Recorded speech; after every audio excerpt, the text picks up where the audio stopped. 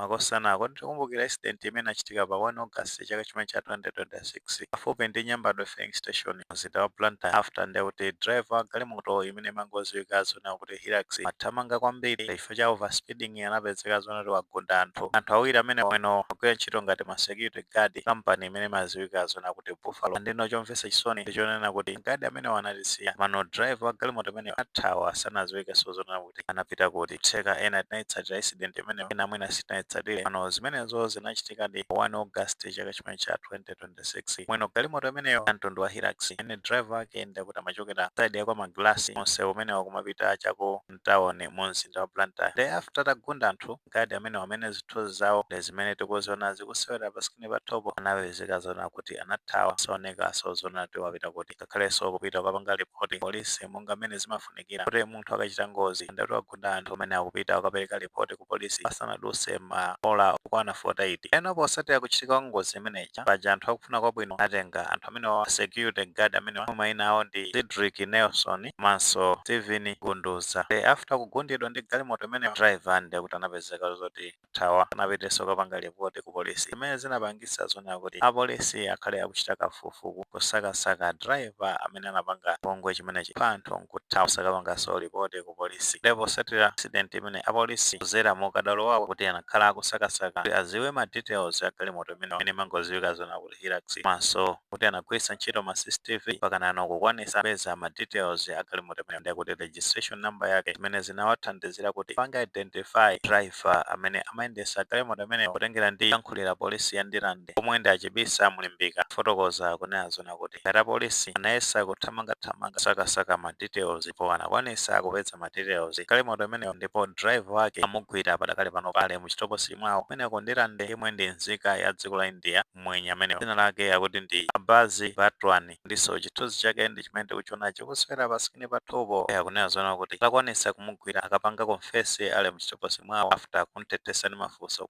kumene amavomereza zona kuti AOD ndi amene anagunda malemo 7 komanso achera posi ndi akuti akhala ku BCA mzinda omwe wa Blantyre aneto zosakhala bwino nkhani zomvetsa chisoni kwambiri kulingalira imene miyoyo ya anthu inapitira posi itachitika accident imene anthu ena akufuna kwabwino apezeka zona kuti anatenga victims angozi imeneyi apatengera ku chipatala cha Nezwa Central Hospital amene anamwalira amene amalandira thandizo kumene ndipo tengera ndi achibisa mulimbika akunena zona kuti milandu imene amusegulira mmwenye amene Batwani oyamba ndi kupha anthu pachoyendesa galimoto mosasamala munthu wachiwiri kukanika kupereka ripoti ya ngozi polisiko pasanaduse maola okwana 48 mlandu wachitatu ndi olephera kuthandiza anthu nthawi yomwe ngoziyo inachitika ndithu mizimu ya bale amene walemo Steven Gunduza manso Cedric Nelson iwuse mumtendere viwese kwambiri kwa chibale manso mawanja awo chifukwa cha imfa imeneyi apopo sizinayende tuno napita kukasaka mwina mwake akasokola miyoyo ikhale ikusintha ikumapita pasogolo mwachisoni ndikapangidwa chipongwe cha mtundu otere pane ndithupe pane zinayende pamenepa so nkhani za overspeeding izi thamanga kwambiri galimoto makamaka amwenye awa amayendesera pa msewu zambiri sayenda bwino amakhala kuthamanga kwambiri zotero munsewu umakhala pedestrian maso munsewu khaso ena ani ma cyclist njinga zakapalasa njinga za moto kumene zimenezo sakhala nazo ntchito chimene amangosiwa ndi kuthamanga basi osasamalaso kaya amakhala kuzimva chani kaya simva kuti kaya ndi ndalama ambiriso satsata malamulo pansewu akhazonera kuyenda magazi amene imaona zimene amachita mtawuni sachita zinthu zabwino ngoti ino ini general mwenye nthawi zambiri sachita zinthu zabwino ndi corrupt kwambiri ndino ikafika nthawi yopanga treat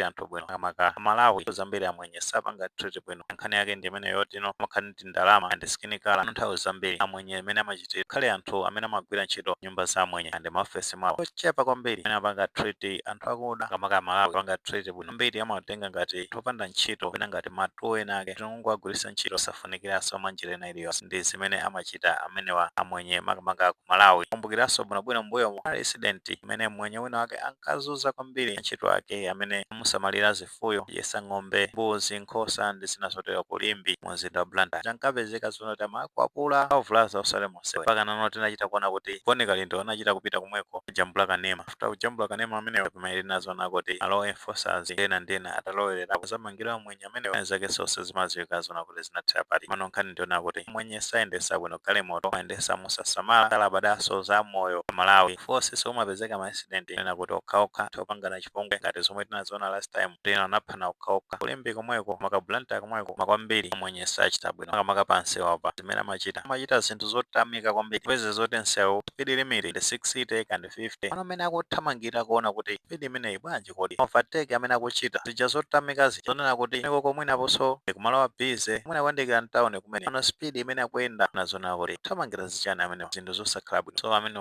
pajali vere kulapti akapezeka zimafunira zoti sawanyengerera yayemekire polisi pamene yesesa ndithu kuwanesa kugwira munthu amene chimene achita chipongwe kwambiri uziwa ndithu kuti kwagunda anthu osayima basi wire kuthawa ndino kunakhala zona kuti ali kumalo kuti kunalibe access anthu ena ake kuti nkuyima kuwatenga anthu amene wawapitisa ku chipatala zinakhala zija zonena kuti munthu kupezeka kugundidwa kungozifera pansewu patuma accident amene kuti maona amachitika kosiso samwenyoka kupezekanso anthu ena ake kuti palibe threat ina iliyonse imene atha kunena kuti mathawa mwina atha kupangidwa chipongwe after kugunda anthu nogunda munthu ano aumba munthu moti ayime mutenge munthu ameneyo thandize manjirena yake nkupita naye ku chipatala amapezeka zona kuti amuomba kamaka usiku zoti muomba enanso of course anthu okhala zoti zachitika masana mana angoona zona kuti ibena ake amene akuwaona sinoto amangomba munthu ngati galu panga abandone kuthawa zomwe nkuyipa mtima kwambiri ina nkutheka zona kuti kuja pomwe tamuomba kupita naye ku chipatala athokola ndi athandizo a chipatala kumene kuja nkupezeka zona kuti munthu wapulumuka pano sizichitika moti apeza zoti aomba munthu kuthawa zinthu zosakhala zinthu zosowa munthu kwa amene timachita ntchito ngati umene ndithu tisiye tsatire malamulo titeze miyoyo yathu ngati kuli kuopa milandu khane zimakambidwa zimatha komano ngati munthu tsatira malamulo abwinobwino waomba munthu then wamutenga kupita naye ku chipatala ndi athandizo kumene khale weruza milandu maonaso bwinobwino amapangira hando nkhaniyo panga ripoti bwinobwino chonse chayenda bwinobwino sezo amaziwa amene akuweruza milandu ngati imene kuti zikhala ndithu conscious makamaka pa moyo wa munthu nachitsulo timaziwa zona kuti ali moto a insurance amatha kukonza zinthu ngati zimenezo pano moyo wa munthu ukapita umakhala zona tiwapita so ten samale ikondane ndithu amene tikuyenda pansewu takhale ngati awa matenga anthu ena ngati nyama amwenyawa andina uyuyu amene anachita zipempho afinyidwe zenizeni mwazimva ndalama mwazimva chani tasekereredwe khale chisanzo kuti no mwenya anzake aziziwa zonena kuti kaphwanya malamulo zilango ndikamponya kuchichiri kuja aseweze kumeneko zikatero zipereka uthenga magazi amene samayerekedwe ajenero paja nkafika pomayankhula mawu manena zona kuti alama ndi wathu ziko ndirano zinthu zopusa ngati zimene zimene apanga treat mosakhala bwino kupangiratu nzika za tsiku la malamulo